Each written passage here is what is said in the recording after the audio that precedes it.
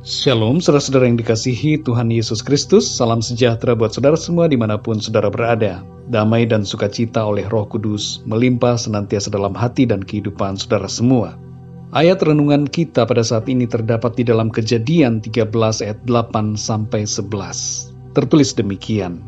Maka berkatalah Abram kepada Lot, janganlah kiranya ada perkelahian antara aku dan engkau, dan antara para gembalaku dan para gembalamu, sebab kita ini kerabat. Bukankah seluruh negeri ini terbuka untuk engkau? Baiklah pisahkan dirimu daripadaku. Jika engkau ke kiri, maka aku ke kanan. Jika engkau ke kanan, maka aku ke kiri. Lalu Lot melayangkan pandangnya dan dilihatnyalah bahwa seluruh lembah Yordan banyak airnya, seperti taman Tuhan, seperti tanah Mesir, sampai ke Zoar. Hal itu terjadi sebelum Tuhan memusnahkan Sodom dan Gomora. Sebab itu Lot memilih baginya seluruh lembah Yordan itu. Lalu ia berangkat ke sebelah timur, dan mereka berpisah. Saudara yang dikasihi Tuhan, Abram atau Abraham dan Lot menggambarkan tentang dua karakter manusia. Lot menggambarkan orang-orang yang hidupnya dan obsesinya adalah mengikuti berkat. Sedangkan Abraham menggambarkan orang-orang yang hidupnya diikuti oleh berkat karena percaya kepada Tuhan. Sumber pertengkaran dan perselisihan di antara manusia adalah iri hati dan keserakahan. Abraham ingin agar hidupnya dipenuhi dengan kedamaian, dan itu sebabnya ia menyuruh Lot untuk memilih terlebih dahulu. Abraham mengalah dan mendahulukan Lot daripada dirinya sendiri. Lot kemudian memilih suatu tempat yang nampaknya bisa menjadi berkat buatnya. Lot mengikuti berkat, tapi Abraham berbeda, saudara. Ia percaya bahwa kemanapun ia pergi, Tuhan akan menyertai hidupnya dan memberkatinya. Sehingga dengan demikian tidak jadi masalah. Bagi Abraham tidak masalah kemanapun dia pergi. Asal ada Tuhan, maka itu sudah cukup.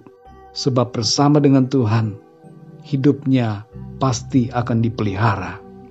Saudara yang dikasihi Tuhan, bagaimana dengan keadaan kita?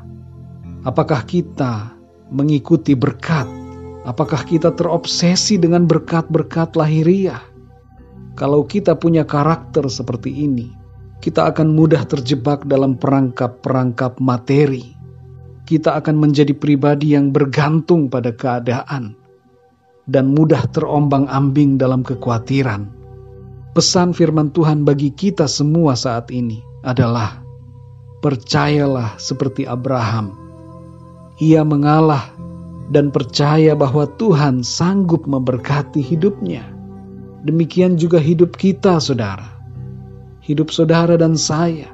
Kalau saudara mau percaya sungguh-sungguh kepada Tuhan, mengandalkan Tuhan, dan tidak terobsesi dengan berkat-berkat lahiriah, maka berkat Tuhan akan mengikuti hidup saudara kemanapun saudara pergi.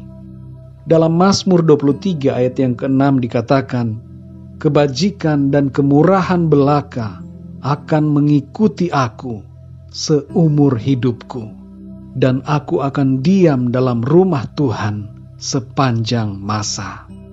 Inilah saudara yang dikasihi Tuhan, ciri orang yang percaya dan mengandalkan Tuhan.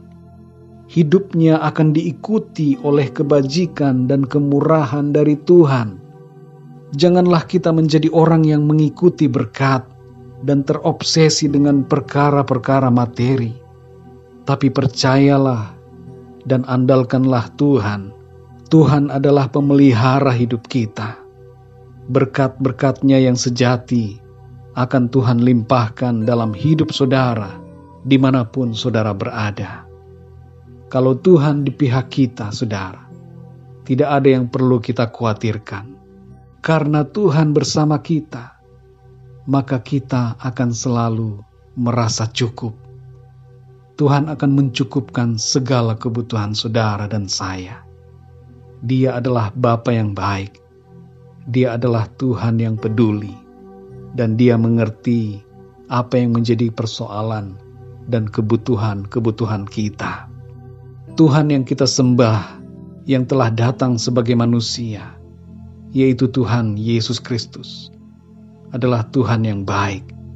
Dia mengerti setiap pergumulan kita, dan Dia memberikan kepada kita bukan saja perkara yang rohani, tapi Dia juga mengerti akan perkara-perkara jasmani yang kita perlukan selama kehidupan kita di bumi ini. Jangan takut, saudara. Jangan khawatir dengan kehidupanmu. Buang segala iri hati dan keserakahan, dan pandanglah kepada Tuhan, Sang Pemberi kehidupan dan yang memelihara kita semua. Mari kita berdoa, saudara.